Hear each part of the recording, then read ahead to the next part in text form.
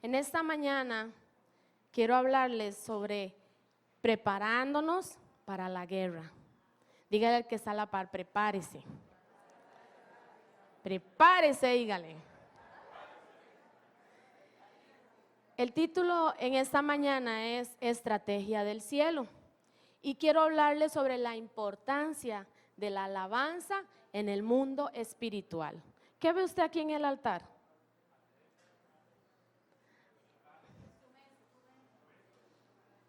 Hay de todo un poco, ¿verdad?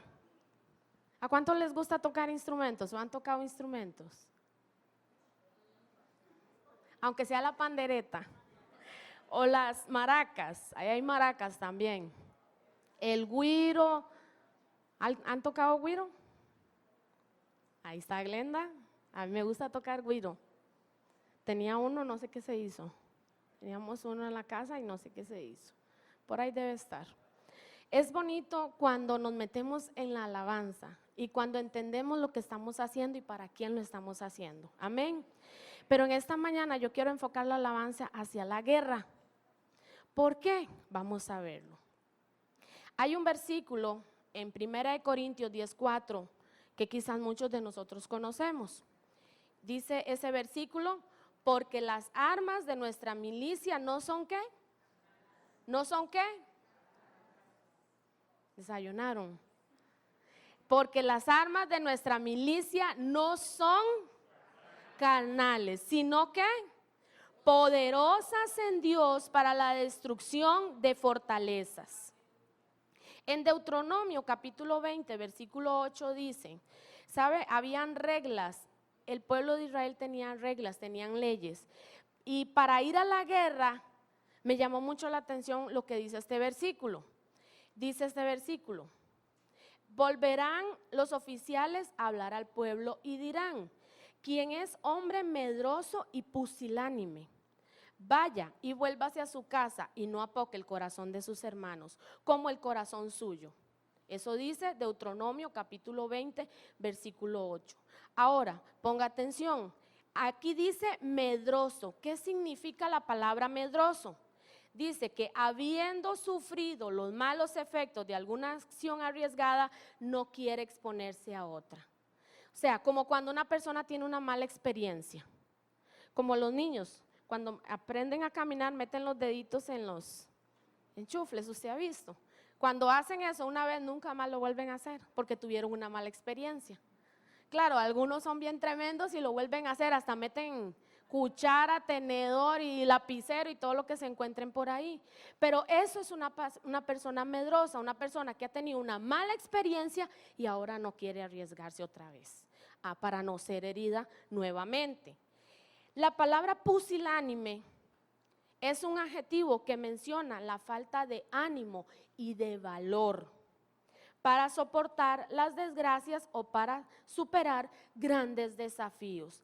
La persona pusilánime es la persona que tiene temor y para no enfrentar algo más grande, entonces lo que hace es retroceder, se hace para atrás. No, yo aquí no quiero. Esa es la persona pusilánime. Todos aquí hemos pasado momentos difíciles y hemos visto quizás un accidente o hemos ayudado a otra persona en un momento difícil, pero la persona pusilánime es la persona que ve y se aparta, no quiere saber nada porque tiene temor y el temor le paraliza. Los valientes son los que teniendo temor avanzan. No importa. Entonces, tenemos que aprender a ser valientes y para pelear una guerra hay que ser valientes. En Costa Rica, gracias a Dios, no tenemos ejército. Gracias a Dios, pero en otros países sí, y usted ve cómo ellos se alistan y se preparan. Pues nosotros también libramos una batalla espiritual todos los días, hermano, y hay que estar preparados. Tenemos que estar preparados, es nuestra obligación. Nosotros no somos de los que retrocedemos. No nos vamos a dejar intimidar por el enemigo. Ok, Dios siempre está interesado en nosotros. Dígale a la persona que está a la par, Dios siempre está interesado en usted. Él no quiere que nadie, escúcheme, Él no quiere que nadie se pierda en el proceso. Amén. Él nos lleva de la mano por el camino que nosotros debemos andar.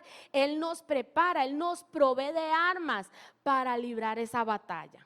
Ahora, vamos a ver 3 ejemplos en esta mañana. El primer ejemplo se encuentra en Josué capítulo 6. Ahora, en el primer versículo dice cuál era la condición en la que estaba Jericó. Jericó había escuchado del pueblo de Israel y había escuchado de las proezas que hacía Dios. Entonces dice que nada entraba ni salía de Jericó. Ellos tenían miedo, tenían temor y cerraron esas puertas. Habían una muralla enorme rodeando la ciudad. ¿Sabe que esa muralla era construida por casas? La gente vivía en la muralla. Entonces imagínese el grosor de esas paredes. Le llamaban la ciudad inconquistable porque era una fortaleza. ¿Usted entiende? Por favor, yo quiero que usted se vaya ubicando en la área espiritual mientras yo hablo esto, porque hay fortalezas que tienen que caer en esta mañana. Entonces, Dios le anticipa, no vamos a leer todo el pasaje porque es muy extenso.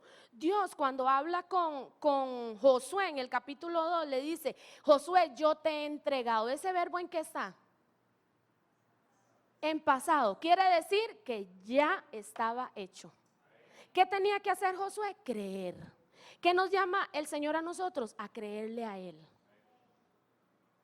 Creer que Él lo puede hacer. Si Él lo ha dicho, está firmado. Eso está seguro. Entonces, esa era la condición de Jericó. Dios se anticipó. ¿Cuál era la estrategia ahora? Imagínese usted todo ese pueblo, imagínese usted a Josué con toda esa gente. Yo me imagino que los oficiales y todo el mundo estaba esperando que Josué llegara y dijera y expusiera qué íbamos a hacer. Cuando él llega, Dios le había hablado. ¿Qué le había dicho Dios a él? En el versículo 3, le dice Dios, rodeen la ciudad. Ustedes van a marchar, le dice Dios a Josué, van a marchar alrededor de la ciudad una vez al día y van a llevar bocinas y van a llevar el arca y van a ver hombres de guerra armados.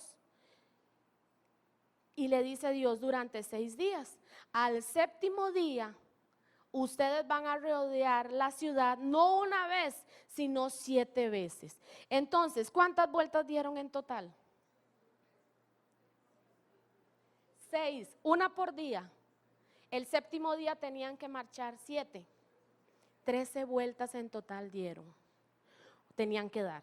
Ok, cuando ya Dios le da la palabra a Josué, yo me imagino ahora sí a todos ellos esperando. ¿Cuál es la estrategia? Vamos a marchar. Ajá, ¿y qué más? Van a ir los sacerdotes, 7 sacerdotes con 7 bocinas. Sí, pero ¿qué más? No, y todos en silencio, nadie diga nada. Pero cuando yo leo, yo me doy cuenta de que Dios no le dijo eso a Josué. Pero Josué ya tenía experiencia caminando con ese pueblo. Dios no le dijo que le dijera al pueblo que no hablara, pero Josué sí se lo dijo al pueblo. ¿Sabe por qué? Porque Josué no necesitaba de otra estrategia. Josué no necesitaba escuchar excusas. Josué no necesitaba quejas. Él sabía, él conocía a ese pueblo. Dios te conoce. Eso es lo extraordinario del Señor, que Él nos conoce.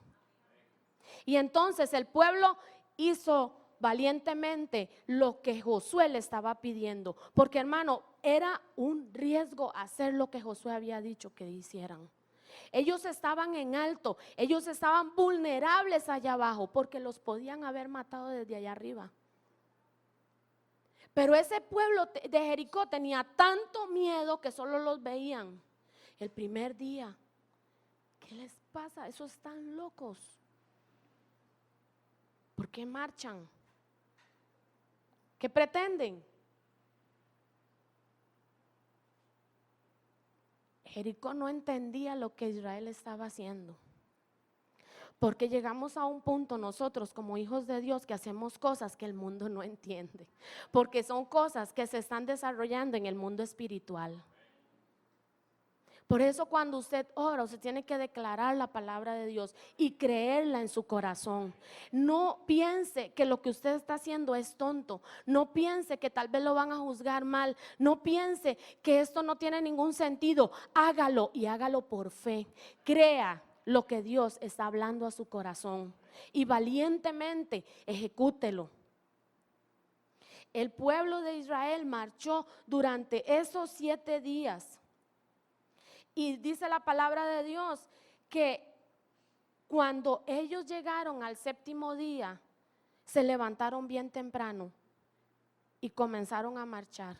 El 7º día dieron una vuelta, dieron 2 vueltas, iban sonando el cuerno.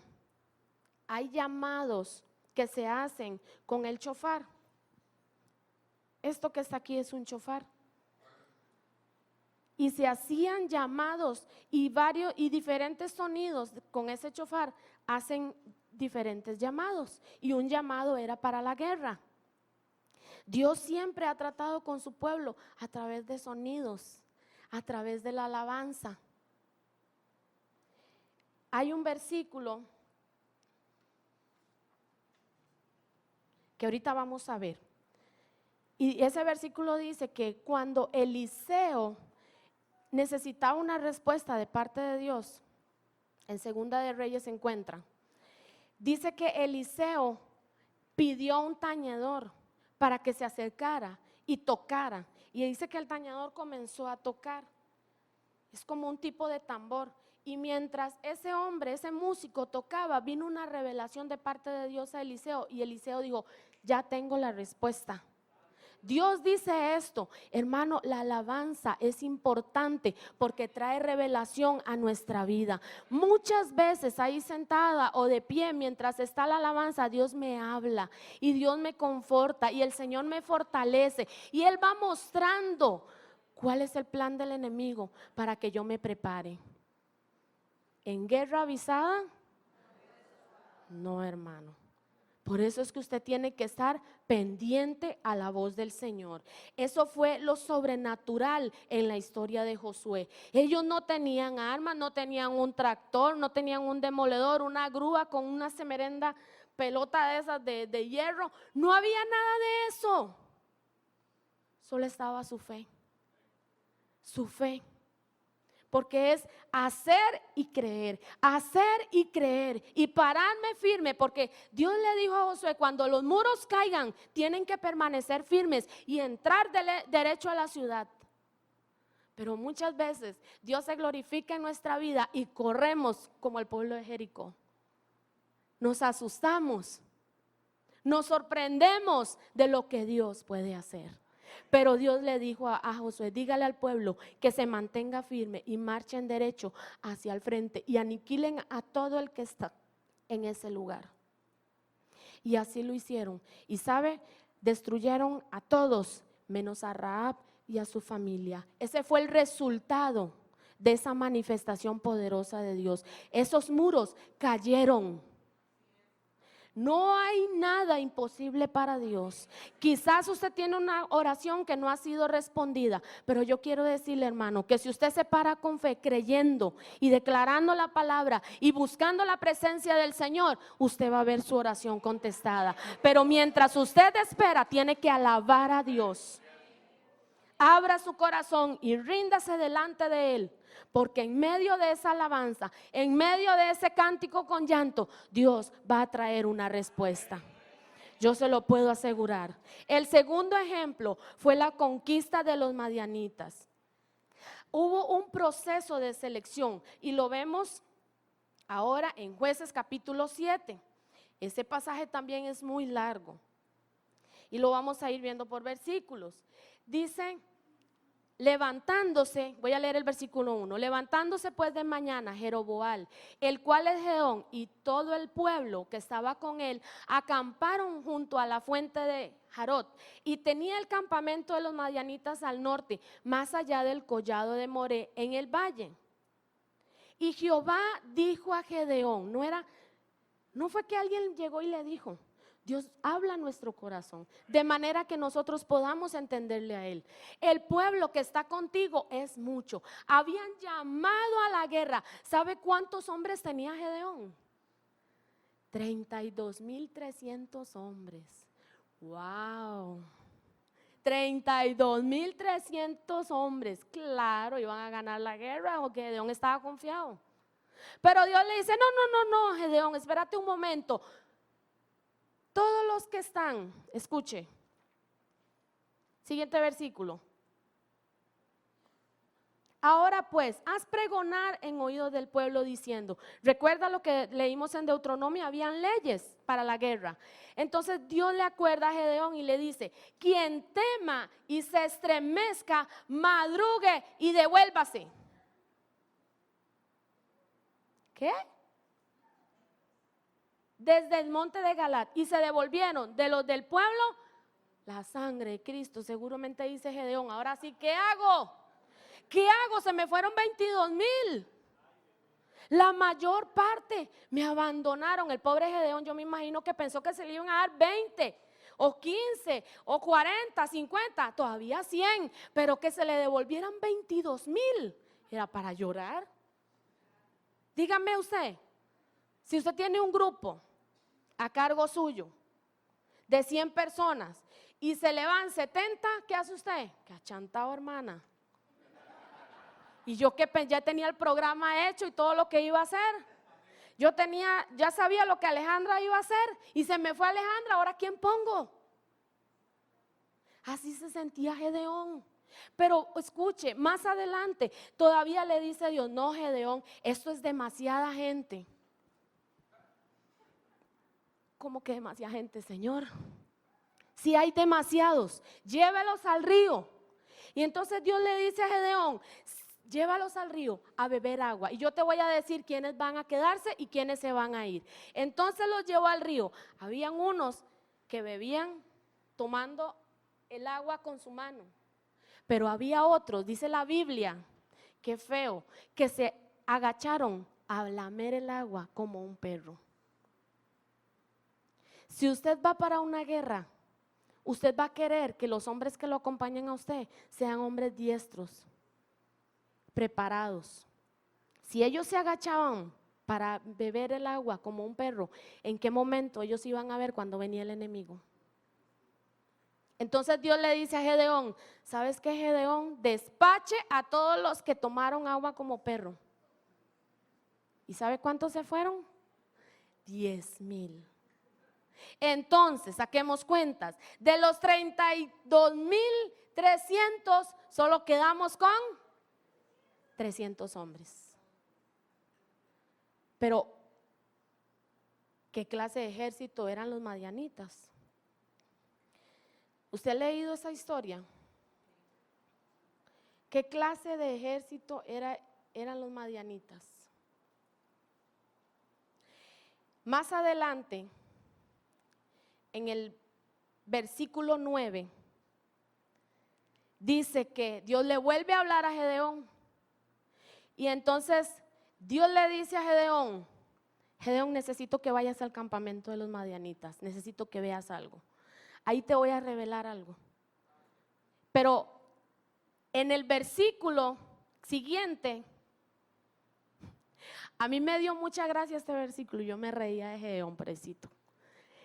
Entonces Dios, como Dios me conoce, Dios sabe lo que yo soy. Dios le dice a Gedeón, Gedeón, si tenés temor de descender, baja tú con fura. Vaya acompañadito, mi chiquito. Tu criado al campamento. Siguiente versículo. ¿Tenía temor Gedeón? Seguro que no, hermano, le habían rezado 30,000. Y entonces le dice, oirás lo que hablan y entonces tus manos se esforzarán y descenderás al campamento. Y él descendió con furia a su criado hasta los puestos avanzados de la gente armada que estaba en el campamento. Y dice la Biblia que en ese campamento habían dos hombres hablando. Y un hombre le decía al otro, tuve un sueño. Ajá, ¿qué soñaste? Soñé que un pan de cebada rodaba por la colina y botaba una tienda y la echó abajo. Y le dice el otro, ese es Gedeón. Dios ha entregado a los madianitas en sus manos. Siguiente versículo. Y vea lo que pasa aquí. Versículo 15.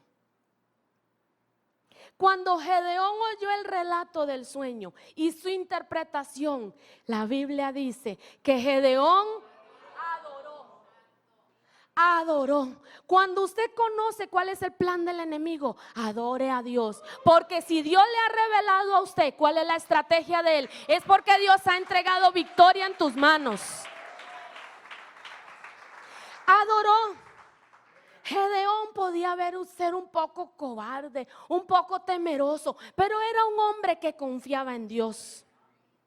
Usted puede tener temor, pero usted le dice, Señor, si tú vas conmigo, yo voy donde quiera que tú me mandes. Pero usted tiene que entender ese principio, el principio de la adoración. Cuando usted estudia la palabra, usted tiene que adorar a Dios. Cuando usted está en prueba, usted tiene que adorar a Dios. Cuando usted ora, usted no puede dejar la adoración a un lado, porque la adoración es el ambiente en el que Dios se mueve y trae revelación a nuestra vida. Adoramos a un Dios que no podemos ver, pero es un Dios que se hace sentir. Amén. Y dice que vuelto al campamento de Israel, entonces vino el Espíritu de Dios sobre Gedeón y él se levantó y él tenía otro espíritu dentro de él. Había un ánimo diferente. Él dijo, ¿qué importa si son 300, si son 100, si son solo yo? Dios está conmigo y él me ha mostrado que voy a vencer. Él ha entregado los madianitas en mis manos. Entonces dice, levantaos, porque Jehová ha entregado el campamento de Madián en vuestras manos. Versículo 16. Y repartiendo los 300 hombres en 3 escuadrones, ¿qué les dio? Trompetas, cántaros y teas. ¿Qué instrumentos de guerra son esos? Pensaron los 300, tras de que quedamos poquillos. ¿Y ahora qué pretende Gedeón? Se le zafó el tornillo. ¿Qué le pasa? ¿Cómo vamos a ir a pelear con ellos? Porque dice la Biblia que ellos se extendían, los madianitas se extendían como la arena del mar sobre el valle. Sus camellos y todas sus tropas eran miles de miles. Pero Gedeón le dice a ellos, lleven un cántaro, lleven una tea, todos, y lleven un cuerno, una trompeta. Entonces, se prepararon todos, 3 grupos de 100, era de noche. Y dice la Biblia que ellos tomaron en el cántaro, dentro del cántaro, metieron la tea. ¿Por qué metieron la tea en el cántaro? Porque era de noche.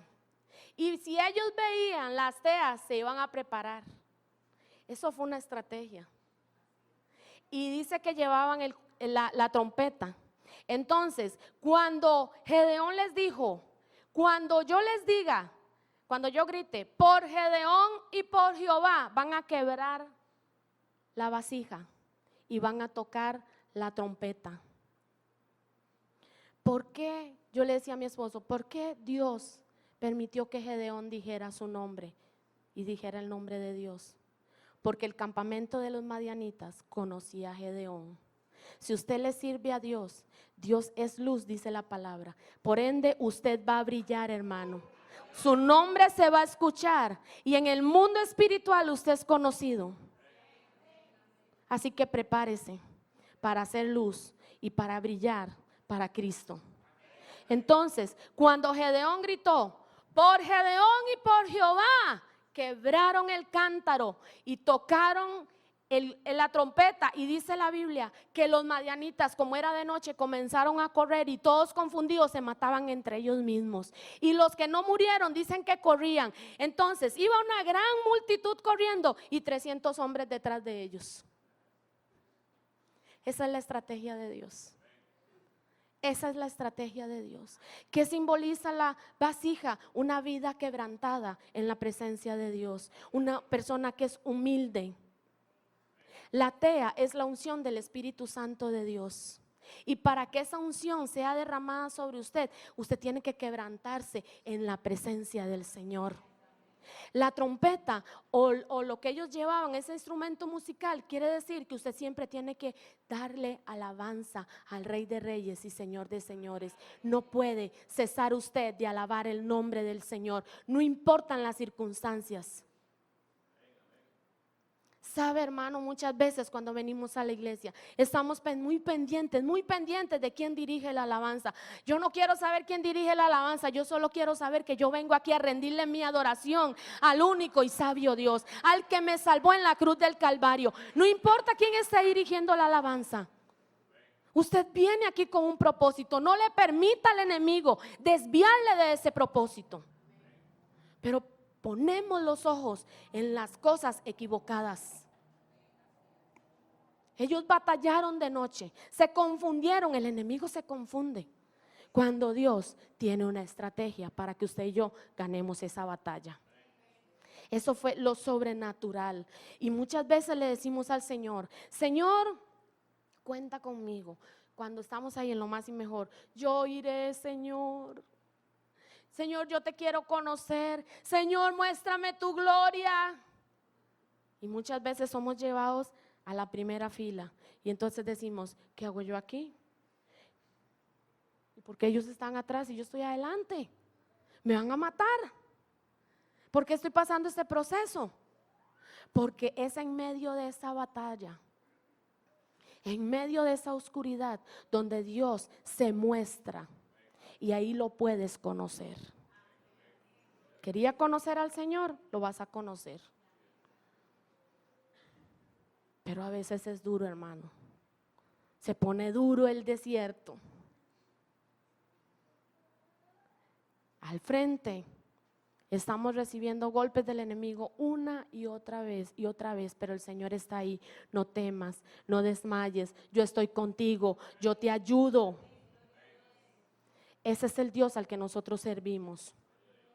Pero en el versículo 15 me gustó lo que dice, que Gedeón adoró.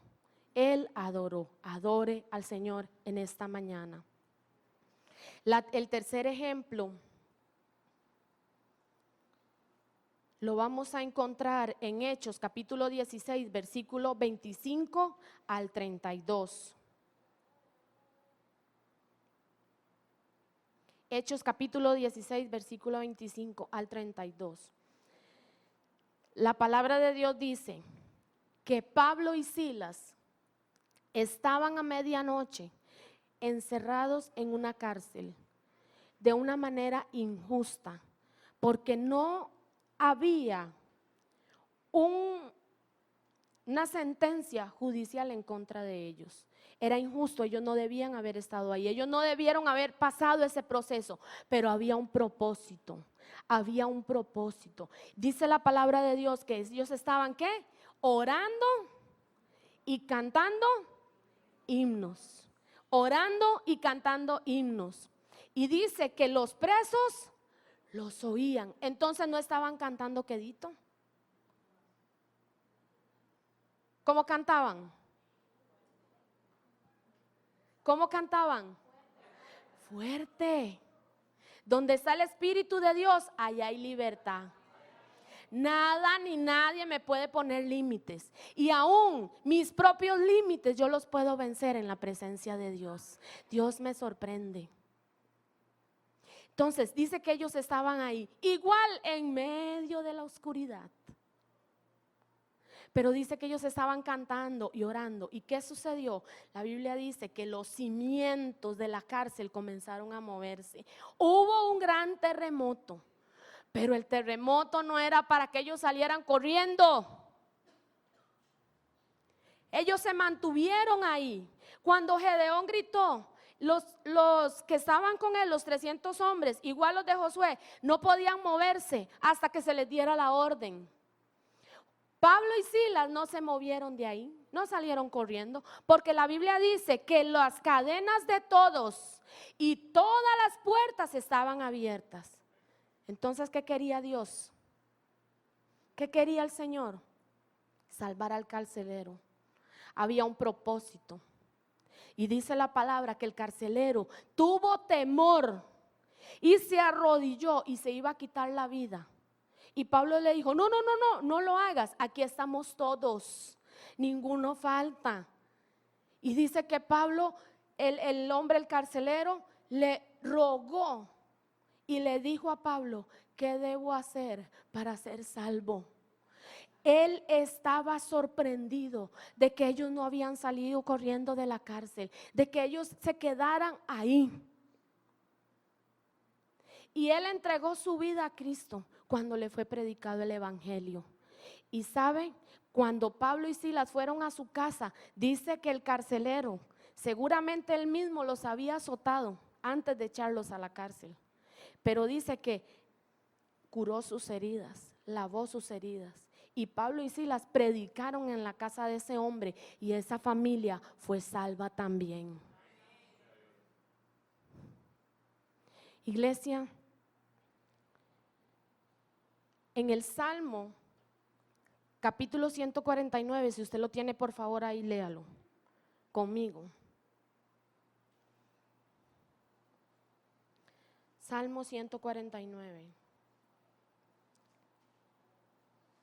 Usted va a ver una cosa en este salmo. Dice el primer versículo: cantad a Jehová cántico nuevo, su alabanza sea en la congregación de los santos. Alégrese Israel en su hacedor, los hijos de Sión se gocen en su rey. Alaben su nombre con danza, con pandero y arpa, a él canten. Porque Jehová tiene contentamiento en su pueblo, hermoseará a los humildes con la salvación. Regocíjense los santos por su gloria y canten aún sobre sus camas. Exalten a Dios con sus gargantas. Cualquiera, cuando usted lee ¿usted ha leído este salmo alguna vez? Todo hermoso, todo romántico, todo inspirado, David. Pero en el versículo 6, cuando termina en gargantas, empieza otra cosa en el salmo. Y entonces dice, y espada de dos filos en sus manos, para ejecutar venganza entre las naciones y castigo entre los pueblos, para aprisionar a sus reyes con grillos y a sus nobles con cadenas de hierro, para ejecutar en ellos el juicio decretado. Gloria será esto para todos sus santos. Aleluya. Parece que como que David estaba un poco bipolar ese día, pero no, porque la alabanza tiene que ver con guerra espiritual. Porque mientras nosotros adoramos a Dios, el Espíritu Santo se está moviendo. Y mientras adoramos y alabamos al Señor, Él se va moviendo en sanidad, Él se va moviendo en liberación, Él se va moviendo en fortalecer a su pueblo. Ese es nuestro Dios. Póngase sobre sus pies.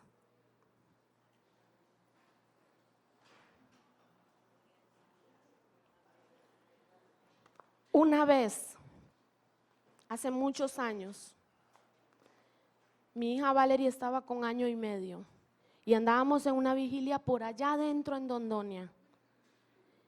Y estaban adorando al Señor en la vigilia, yo la tenía ella alzada y ella estaba dormida. Y en un momento yo cerré mis ojos y comencé a sentir un poder de Dios y comencé a llorar y a danzar con mi hija en brazos. Ve, hermano, yo no me caí, yo no tropecé.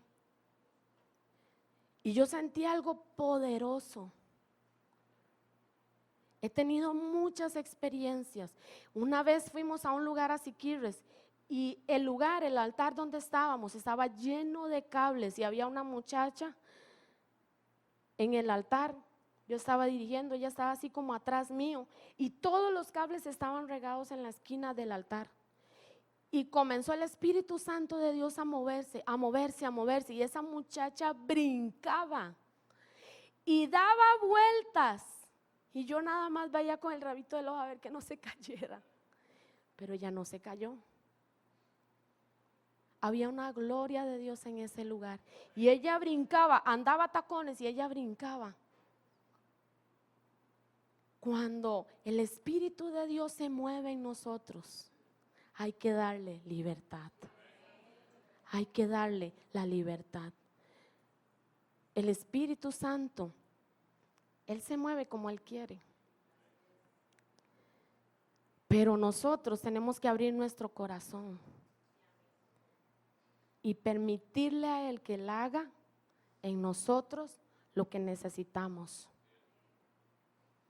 Vamos a entonar una alabanza en esta mañana. Y yo le voy a pedir a usted que por favor tenga un corazón dispuesto para alabar el nombre del Señor y tenga toda la libertad de levantar sus manos. Vamos a hacer algo. Voy a pedirle a Marvin por favor que me ponga o a los chicos de cabina que me pongan la canción, la alabanza. Y voy a pedirle al hermano Tony por favor que él toque ese chofar. Queremos hacer esta declaración esta tarde. Alábelo porque Él vive y reina por los siglos de los siglos. Prepara esa iglesia. Prepara esa iglesia. Porque el enemigo no está jugando. Y a su nombre. Y a su nombre. Suya es la victoria. Ha vencido ya. No nos detendremos. Estás aquí. Declárelo y créalo en su corazón. Nos libra del mal, suya es la victoria. Ha vencido ya, no nos detendremos, no nos moverá. Cristo estás aquí. Queremos escuchar y viviré, no moriré por el poder de su nombre que vive en mí. Soy libre al fin, solo en Jesús, solo en Jesús. Aleluya. Sí, Señor.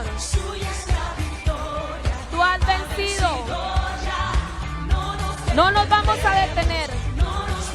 Y no me va a mover el enemigo. Porque el Señor va como poderoso gigante.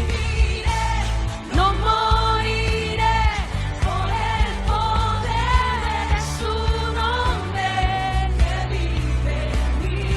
Soy libre al fin, solo en Jesús. Sí, Señor. No moriré, su nombre hoy levantaré. Declaro que salvo soy solo en Jesús. Sí, Señor, declaramos victoria en nuestra vida.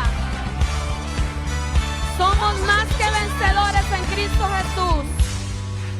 Te adoramos, Señor. Levantamos nuestras manos al Dios Todopoderoso que hizo el cielo y la tierra, el que sostiene en mi mano mi vida. Gracias, Espíritu Santo de Dios.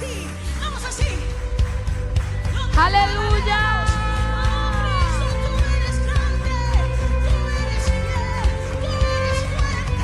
A tu nombre sea la gloria.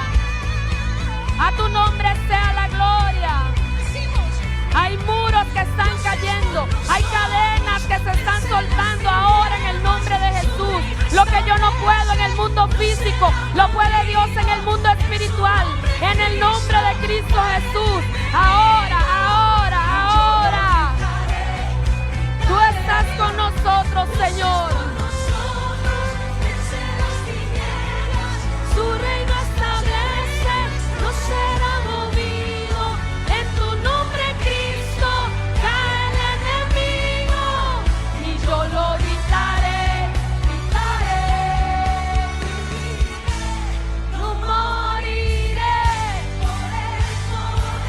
creo, Señor.